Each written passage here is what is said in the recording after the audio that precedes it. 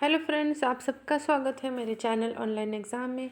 आज हम एनसीईआरटी पढ़ रहे हैं। ज्योग्राफी सब्जेक्ट है, क्लास 7th चैप्टर 5th।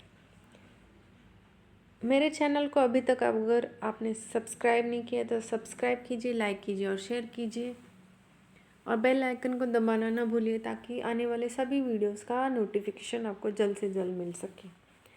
जल जल के बारे में अगर हम सोचते हैं तो सबसे पहले हमें मस्तिष्क में हमें क्या चित्र सामने आता है, तो वाटर यानी जल का चित्र सामने आता है। जैसे नदी क्या है, जल, वर्षा की रिमझिम जो बारिश होती है वो जल, इस तरह के अलग अलग चित्र हमें आँखों के सामने आ जाते हैं। वैसे ही बच्चे वर्षा में भरे गड्ढों में कागज़ की नाव छोड़ते हैं और दोपहर में उन गड्ढों में जमा जल गायब हो जाता है। दोपहर के समय जब बारिश आती है तो छोटे छोटे गड्ढे भर जाते हैं, लेकिन दोपहर होते होते वो जल गायब हो जाता है। ये जल जाता कहाँ है, यहाँ पूछा गया है। सूर्य के ताप के कारण जल वाष्पित हो जाता है, यानी वाष्पीकरण के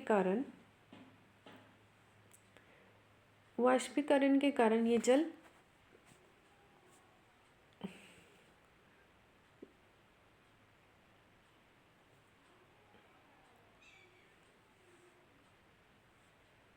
सूर्य के ताप के कारण जल वाष्पीकरण हो जाता है, यानी वाष्पीकरण के कारण ये जल हवा में अदृश्य हो जाता है, जो कि भाप बनकर ये ऊपर की ओर बढ़ता है। ठंडा होने के पर ये जल वाष्प संगित होकर बादल का रूप ले लेते हैं। जब ये जो जल है ऊपर जाने के बाद जब वो ठंडा हो जाता है और ये बादलों का रूप ले लेते हैं, यही वर्षा, हिम अथवा सहिम वृष्टि के रूप में धरती और समुद्र के नीचे गिरता है। यानी कि इसी तरह से वर्षा होती है कि वाष्पीकरण होता है जल का, जल ऊपर जाके ठंडा होता है तो वो बादलों का रूप ले लेते हैं और वो बादल जब बहुत ज़्यादा घने हो जाते हैं और हिम और वृष्टि होती है तो ये बारिश के रूप ले लेता है। और ये बारिश कहाँ होती है? धरती पे होती है, कभी समुद्र पे होती है, समुद्र के बीच में। जिस प्रकार में जल लगातार अपने रूप को बदलता रहता है और महासागर, वायुमंडल एवं धरती के बीच में चक्कर काटता रहता है, उसका जल चक्र कहते हैं। इसे जल चक्र कहते हैं। जो हम वाष्पीकरण या कहते हैं उसे वाष्पीकरण हो के वो बादल बनता है, बादल बनकर ये फिर से बारिश बनती है और बारिश से ज़मीन पे वो पानी आ जाता है। तो ये जो चक्र होता है उसे क्या कहते हैं? जल चक्र, जो इस चित्र में दिखाया गया है।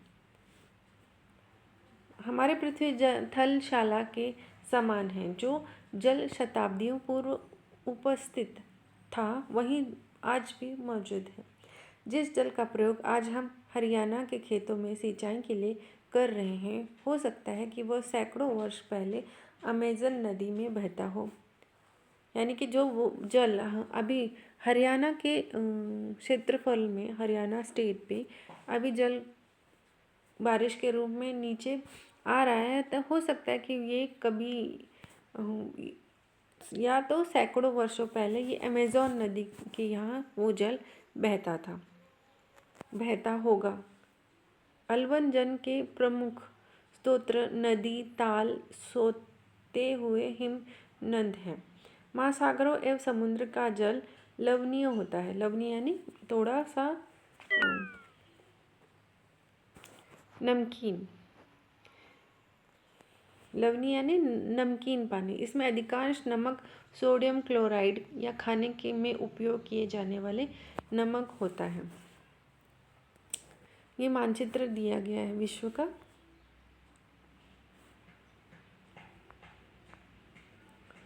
जल का वितरण। हम सभी जानते हैं कि पृथ्वी पर सतह पर 3/4 भाग जल ढका हुआ है, कि पृथ्वी का जो 3/4 भाग है वो जल से ढका हुआ है। यदि धरती पर थल का अपेक्षा जल अधिक होता तो अनेक देशों में जल की कमी का सामना नहीं करना पड़ता।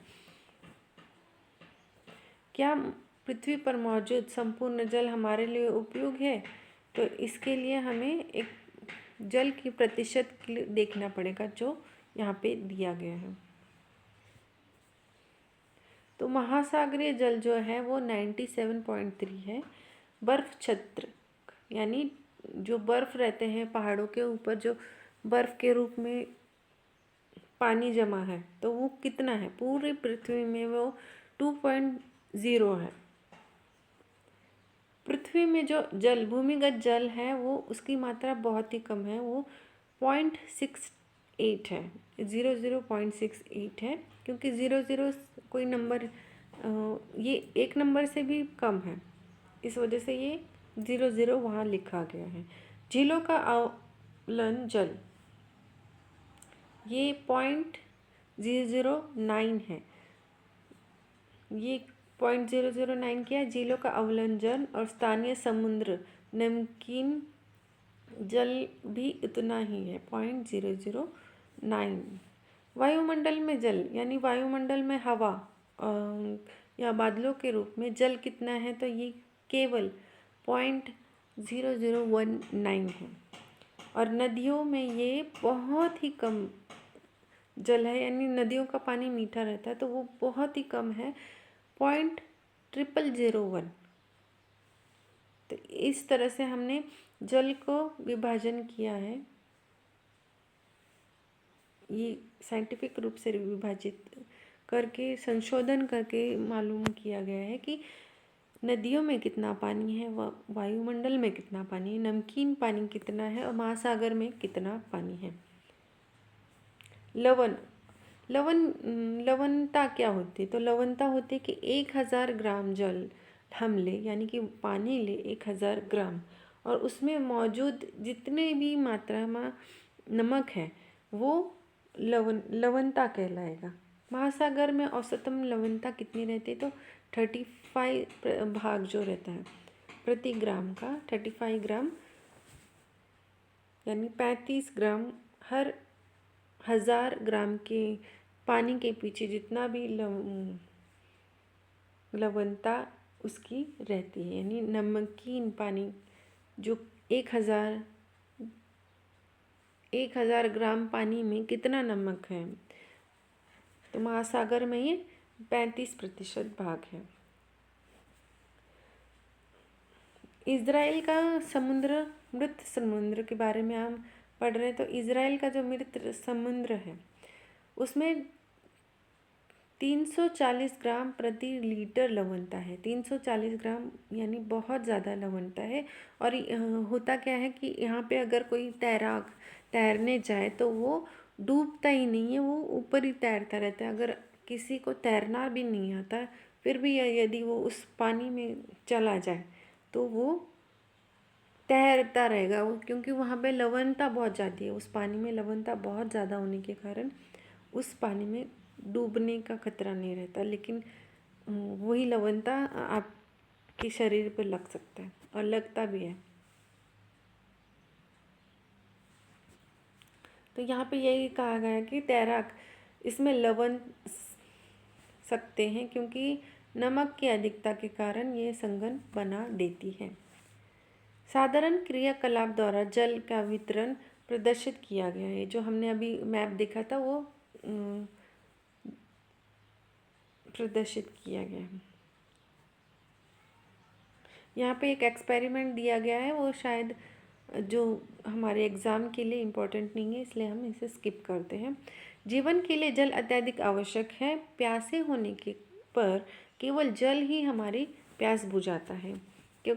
अगर आपको प्यास लगे तो आप किसी भी जो लिक्विड पदार्थ है उसे पियोगे तो आपकी प्यास उतनी नहीं बुझेगी जितनी कि आप जल पीने से आपकी प्यास बुझेगी। ऐसे में आपको ऐसा नहीं लगता कि लापरवाही से जो हम जल का उपयोग कर रहे हैं उसका बहुमूल्य संसाधन हम उसे बर्बाद कर रहे हैं। जिस तरह से हम पीने के पानी को वेस्ट कर देते हैं उससे हमारे ही नुकसान होता है। ठीक है, तो क्या आप जानते हैं में लिखा है कि 22 मार्च यानी 22 मार्च को विश्व जल दिवस मनाया जाता है और ये जल संरक्षण की विभिन्न विधियों का प्रवलित किया जाता है। समुद्र तट पर नंगे पैर चलने पर कुछ जादुई से अनुभव होता है। समुद्र तट पे आपने गए होगे तो ऐसे हम देखते हैं कि अक्सर नंगे पैर उस जो पानी की उतार चढ़ाव है वहाँ पे घूमते हुए लोगों को देखते हैं, या फिर हम खुद ही करते हैं। पुलिन पर नम बालू और ठंड पवन, समुद्र, पक्षी, वायु की लवणता, गंध एवं लहरों के संगीत सब कुछ सम्मोहित करने वाले प्रतीत होते हैं। जो समुद्र किनारे गए वहाँ जाके आप देखेंगे कि वहाँ की ठंडी हवा, वहाँ के पक्षी, वायु और वहाँ का जो लवणता है, वायु गंध की लवणता है, लहरों की जो संगीत है, वो सब मानव को हमेशा आकर्षित करती है। ताल एवं झील, उसके ही विपरीत हमें ताल और झील में क्या शांत जल मिलता है। इसके विपरीत महासागरों में हमेशा गतिमान जल रहता है, यानी लहरों के कारण हमेशा लहरें पैदा होती है, वो जल स्थिर नहीं रहता। उसी जगह झील का जल क्या रहता है, शांत रहता है। यह कभी शांत नहीं होता। कौन सा जल? समुद्र का जल। महासागरीय गतिविधियों के इस प्रकार की वर्गीकरण करें कि जैसे तरंगे, ज्वार भाटा एवं धाराएं। महासागर की तरंगे कैसी रहती? तो हम तरंगे पढ़ रहे हैं तो क्या आप जानते हैं, मैं जब समुद्र तट पर पवन बहती है तो तरंगे उठती हैं। पवन के बहने से तरंगे उठती है। जितनी तेजी से पवन बहेगी उतनी ही बड़ी बड़ी मात्रा में लहरें उठेंगी।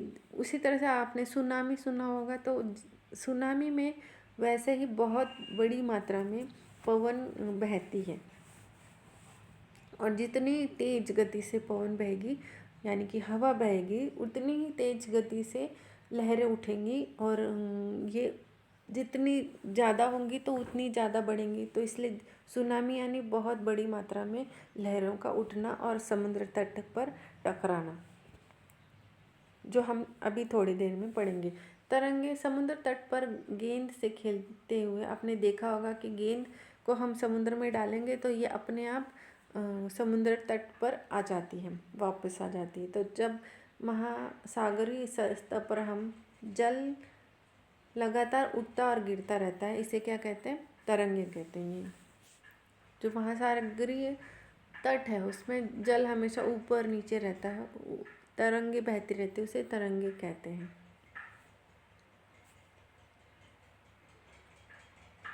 तूफान में तेज वायु चलने पर विशाल तरंगे उठती है। जैसे तूफान आएगा और तेज वायु चलेगी यानी तेज हवा चलेगी, तो ये विशाल, जितनी तेजी से हवाएं चलेंगी उतनी तेजी से ये तरंगे चलेंगी। इसके कारण अत्यधिक विनाश होता है। यानी अगर ये समुद्र तट पर ये लहरें टकराती हैं तो वहाँ की जनजीवन पर बहुत ही ज़्यादा नुकसान होता है। भूमिगत भूकंप, ज्वालामुखी उद्गार और जल के नीचे भूस्खलन के कारण महासागरीय जल अत्यधिक विकसित होता है। तो ये किस वजह से होता है? तब भूकंप आता है, ज्वालामुखी उद्गार होता है, मतलब ज्वालामुखी अचानक से उत्पन्न हो जाता है, अचानक से फूट पड़ता है। और जल के नीचे भूखंड, जो जल के नीचे की जो भूमि है उसमें भूखंड में हलचल होने के कारण भी जल में अत्यधिक विस्थापित होता रहता है। इसके परिणाम स्वरूप क्या होता है कि 15 किलोमीटर की ऊंचाई तक विशाल ज्वारीय तरंगे उठती हैं, और ये जो 15 किलोमीटर होती है वो क्या कहती हैं? सुनामी कहती हैं। तो जब तक सबसे विशाल सुनामी, अब तक का सबसे विशाल सुनामी जो है वो 125 मीटर माना गया है। ये तरंगे 700 किलोमीटर प्रति घंटे से भी अधिक गति से चलती हैं। 2004 में आपने सुना होगा कि 2004 में सुनामी से भारत के तटीय क्षेत्र अत्यधिक विनाश हुआ है, और सुनामी के बाद अंडमान निकोबार के द्वीप समूह जो इंदिरा पॉइंट है वो इंदिरा पॉइंट समुद्र के अंदर चला गया, यानी डूब गया था, जो कि अभी भी समुद्र के अंदर ही है। सुनामी शब्द क्या है? तो सुनामी शब्द बढ़ रहे हैं, तो सुनामी शब्द ये जापानी भाषा का शब्द है, जिसका अर्थ होता है पोताश्रय तरंगी, क्योंकि सुनामी आने पर पोताश्रय नष्ट हो जाता है। सुनामी पृथ्वी का तांडव है, यानी कि 26 दिसंबर 2004 को हिंद महासागर में सुनामी तरंगे और पोताश्रय तरंगे के कारण अत्यधिक विनाश हुआ। ये तरंगे उस भूकंप का परिणाम थी जो अत्यधिक अधिकेंद्र सुनामी को पश्चिमी सीमा पर था। यह भूकंप की तीव्रता सेक्टर पैमाने 9.0 थी, यानी 9.0 मापी गई थी। अत्यधिक प्लेट, भारतीय प्लेट बर्मा प्लेट के नीचे धंस जाने के कारण समुद्र तट के आकस्मिक गति उत्पन्न हो गई। इस कारण ये भूकंप आया। भारत महासागरीय तट लगभग 10 से 20 मीटर तक विस्थापित हो गया और नीचे की दिशा में झुक गया। ये विस्थापन के कारण निर्मित अंतराल को भरने के लिए विशाल मात्रा में महासागरीय जल उसी ओर बहने लगा। फलस्वरूप दक्षिणी और दक्षिणी पूर्व एशिया में के समुद्री तटों से जल हटने लगे। भारतीय प्लेटों के बर्मा प्लेट के नीचे चलने वाले जल वापस समुद्र तट की ओर लौटा, यानी कि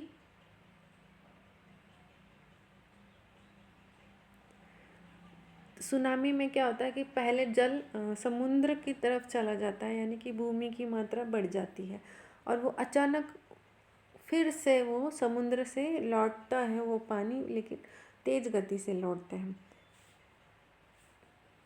सुनामी का लगभग 800 किलोमीटर प्रति घंटे गति से आया। इसकी तुलना व्यावसायिक वायुयानों की गतियों से की जा सकती है। परिणाम स्वरूप हिंदी महासागर में कुछ द्वीप डूब गए। भारतीय सीमा के दूर, यानी कि दक्षिणी जो बिंदु है, भारतीय सीमा का जो सबसे दक्षिणी बिंदु कौन सा है? इंदिरा पॉइंट, जो कि अंडमान निकोबार का द्वीप समूह है, वो इस स्थिति में डूब गया था। जब सुमात्रा में भूकंप के अधिकेंद्र से तरंगे सुमात्रा की तरफ से अंडमान द्वीप समूह एवं श्रीलंका की ओर बढ़े, तरंगों की लंबाई कम हो गई। जल की गहराई भी कम होने के साथ साथ इनकी गति भी 700 से 900 किलोमीटर प्रति घंटे से 70 किलोमीटर प्रति घंटे तक कम हो गई।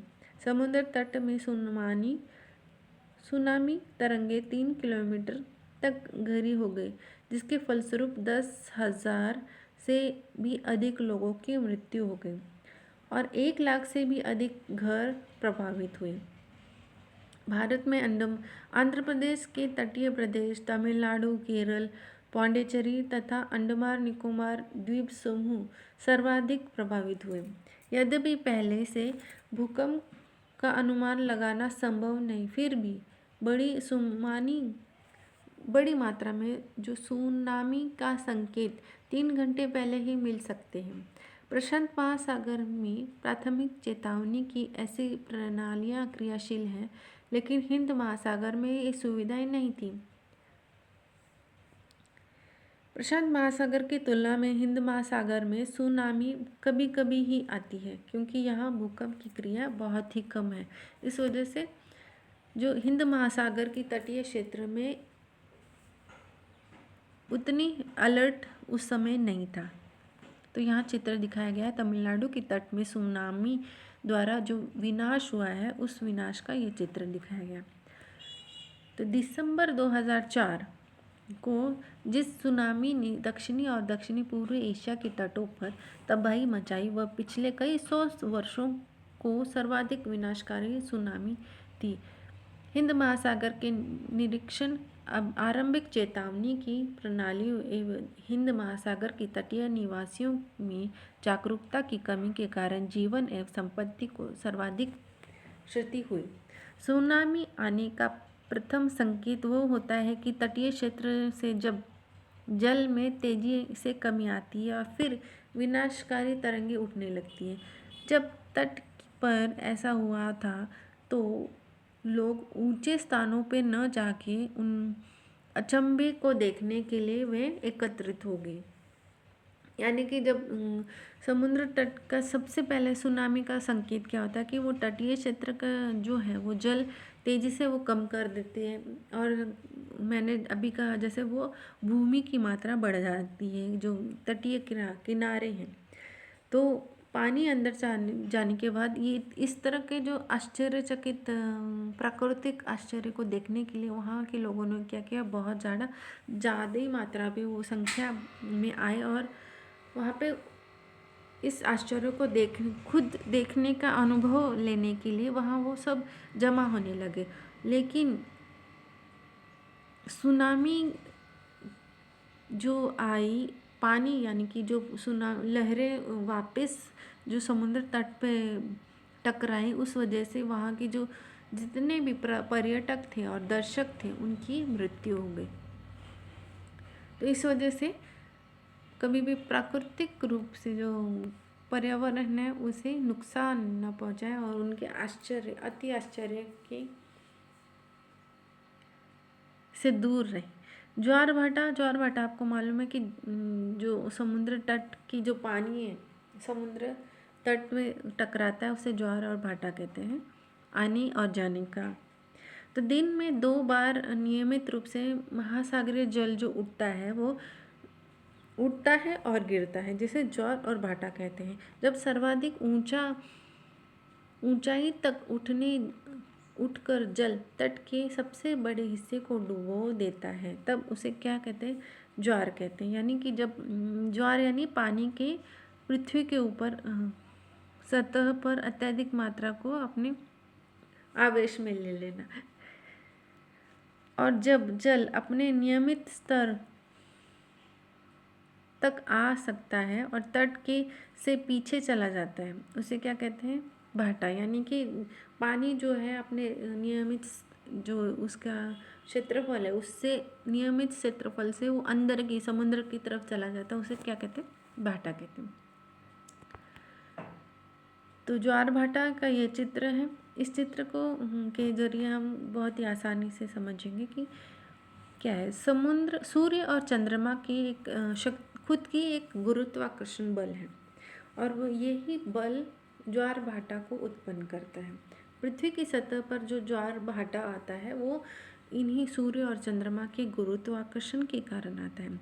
जब पृथ्वी में जल चंद्रमा के निकट होता है, यानी कि जब चंद्रमा पृथ्वी के निकट आता है तो चंद्रमा का गुरुत्वाकर्षण बल से जल आकर्षित होता है, जल आकर्षित होता है, जिस कारण उच्च ज्वार होता है। जब चंद्रमा पृथ्वी के निकट आता है तो गुरुत्वाकर्षण वो जल को आकर्षित करता है और उच्च ज्वार आता है। पूर्णिमा एवं अमावस्या के दिन सूर्य, चंद्रमा और पृथ्वी तीनों एक सीधी रेखा में होती है। उस समय ऊंचे ज्वार उठते हैं। जो यहाँ चित्र दिखाया गया है कि पूर्णिमा के दिन या अमावस्या के दिन सूर्य कहाँ होता है, सूर्य, चंद्रमा और पृथ्वी एक सीधी लाइन में होती है और इस समय ऊंचे ज्वार के उठने की संभावना अधिक रहती है।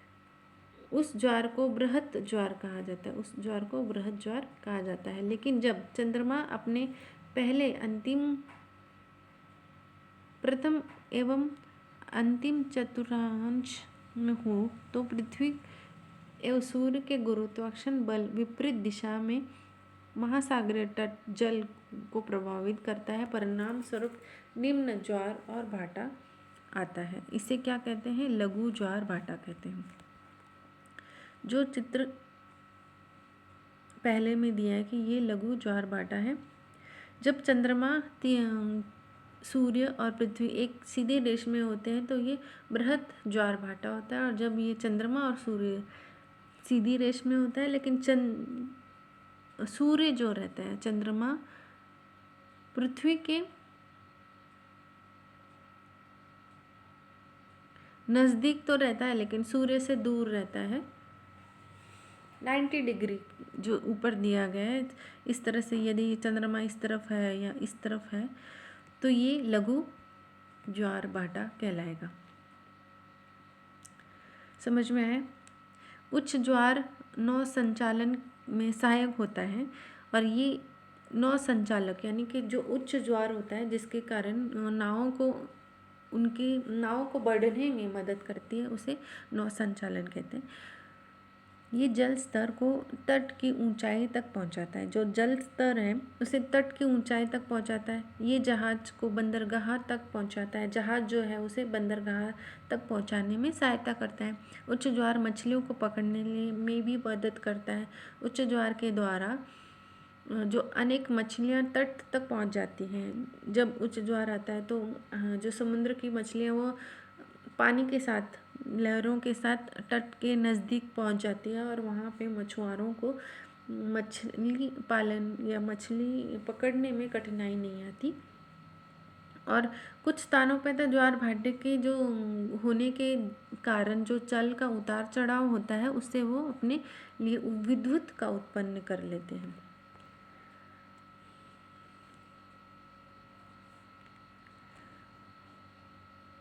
महासागरीय धाराएं निश्चित दिशा में महासागरीय सतह पर नियमित रूप से बहने वाली जल धाराएं कहलाते हैं। यानी कि निश्चित दिशा में ये धाराएं समुद्र के ऊपर बहती हैं, उसे जल धाराएं कहते हैं। महासागरीय धाराएं गर्म और ठंडी होती हैं, दो तरह की होती हैं।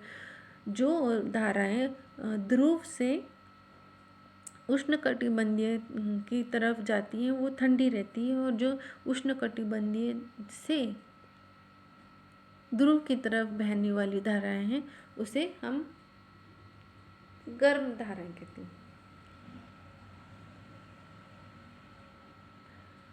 सामान्यतः गर्म महासागरीय धाराएं भूमध्य रेखा के निकट उत्पन्न होती है एवं ध्रुवों की ओर प्रभावित होती है। जो मैंने अभी कहा कि भूमध्य रेखा यानी इक्वेटर के नज़दीक उत्पन्न होती है और ध्रुवों की तरफ जाती है तो उसे गर्म धाराएं कहती है। और ठंडी धाराएं ध्रुवों एवं उच्च अक्षांश से उष्णकटिबंधीय या निम्न अक्षांश की ओर प्रवाहित होती हैं।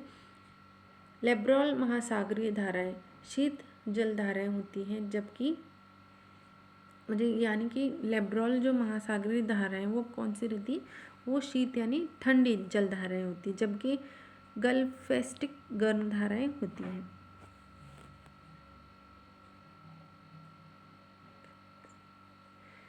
महासागरीय धाराएं किसी क्षेत्र के तापमान को प्रभावित करता है। गर्म धाराओं से स्थलीय स्तर का तापमान गर्म होता है। जिस स्थान पर गर्म एवं शीत जल धाराएं जो एकत्रित होती हैं वहाँ पे मत्स्य पालन का सबसे बड़ा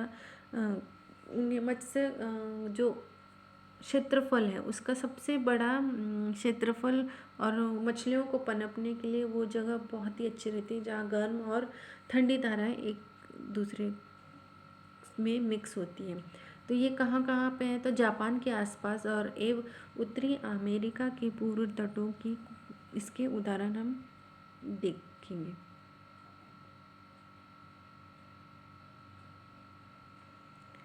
ये धाराएं दी गई है कि इस मानचित्र में कि गर्म धाराएं कहाँ किस तरह से जा रही हैं। तो मानचित्र को हम एक अगले वीडियो में अच्छे से दिखाएंगे। ये मानचित्र इतना क्लियर नहीं है। तो यहाँ गर्म एवं ठंडी धाराएं मिलती हैं जहाँ कुहरे वाले मौसम बनता है। इसके फलस्वरूप नौ संचालन में बाधा उत्पन्न होती है। यानी कि जहाँ पे गर्म और ठंडी धाराएं मिल जाती हैं तो कोहरा उत्पन्न करता है। और तो ये कोहरे के कारण क्या होता है, जो नौ संचालन है यानी जो नावों से यातायात करते हैं, नावों को चलाते हैं, उनको ये बाधाएं पहुंचाती हैं उनके मार्ग तक पहुंचने के लिए। तो इस मानचित्र को हम पढ़ेंगे लेकिन अगले वीडियो में पढ़ेंगे क्योंकि यहाँ पे क्लियर नहीं दिख रहा है। तो मेरे वीडियो को लाइक कीजिए, शेयर कीजिए और सब्सक्राइब कीजिए। पूरा वीडियो देखने के लिए धन्यवाद।